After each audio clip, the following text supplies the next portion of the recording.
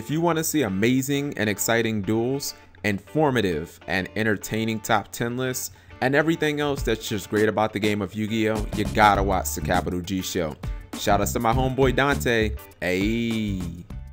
What's up YouTube, Capital G here, just letting you guys know that the results of the latest Shonen Jump poll have finally concluded, and our newest subscription card is going to be Frightfur Tiger. Now, I'm actually quite pleased with the results. I know some people are like, oh man, but my beast eye is like, okay. Personally, I always think that if we have archetype support in the poll, that should always take priority over anything that isn't archetype. Just, you know, good generic cards like that. Sometimes they don't give us the best 5 cards that, you know, are OCG imports. There are probably way better ones. But when you get decks that really need one good piece of their archetype support, then I feel like you always have to lean towards that. Because with a card like Frightfur Tiger that was released as like a promo in Japan, there's no telling when it's going to come out. So for all the Fluffal players out there, you're just like, all right, are we going to get this in the next set? Are we going to get this in Clash of Rebellion as an import? Are we going to have to wait for it to be, you know, as a subscription promo or in some other, like in a 10 or something like that? Like, you really never know when you're going to get these cards, and it kind of puts your mind at ease when it's like, all right, if the players just vote on it, we can be guaranteed to get it. And Frightfur Tiger is a pretty important card to Fluffals. From what I've seen, basically the card I would most compare it to is something like Junk Destroyer. It's just like, you know, a fusion version, and you immediately look at the stats and you're like, oh, it's only 1900 attack, it's only 1200 defense. That's not that impressive. Well, with its own effect, it actually goes up 300 more attack. But the stats aren't really why you summon this card. It's just the obliterating field effect is why you're really going to summon it. And I actually played against Fluffals during one of my streams, and this was the card that did me in. Like, he constantly summoned Frightfur Tiger, and it just kept nuking my board over and over again. If you don't know what this card does, it requires one Edge Imp Sabers plus 1 or more Fluffal monsters. And first off, I already like that. If you look at some of the other Fluffals, like Fluffal Bear, they require a specific Fluffal to summon.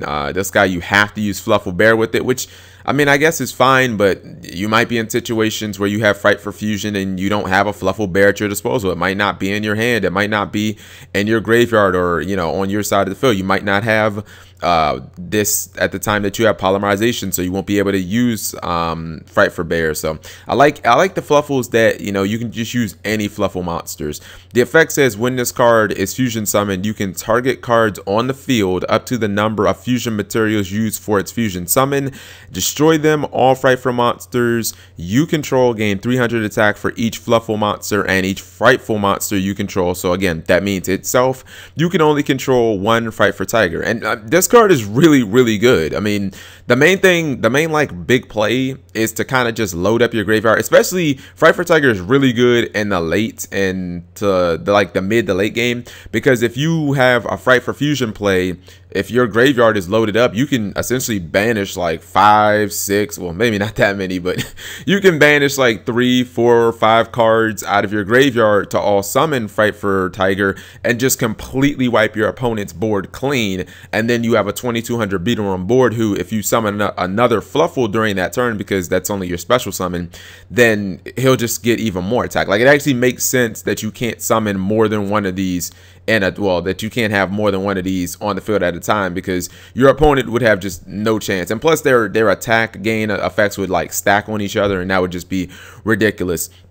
From what I've seen, Fluffals is actually a really fun deck. I think that this is what they need to at least put them on the level of maybe they can get ready to top regionals. Of course, they need the Fluffal mouse. You know, one thing I never understood, I was actually just looking at the Edge Imp Sabers. I don't understand why they like toned down the artwork in the OCG, why they censored it. It's like, it's a pair of, I mean, I understand they're death scissors, but like, really, you couldn't show the scissors? You tried to like censor them out? That's so stupid. Who can't tell that these are still scissors? But let me know what you guys think. I'm actually quite pleased about this. Hopefully the card won't be that expensive, because Fluffals are an archetype where I don't think anything in the archetype costs more than $2, because most competitive players have pretty much looked over the set, or looked over the archetype. So maybe this will be, I don't know, like a $5 card, because I remember, you know, back in the day, some of these Shonen Jump promo cards used to be like $30. If you look at like Green Baboon and stuff like that, when they first came out, they were like buku expensive. So hopefully this card will be cheap, but it really is going to help the Fluffle deck, and it makes Frightfur Fusion way better. Let me know what you guys think, and I'll probably build Frightfuls or Fluffals for one of my future streams. Thank you guys for watching as always.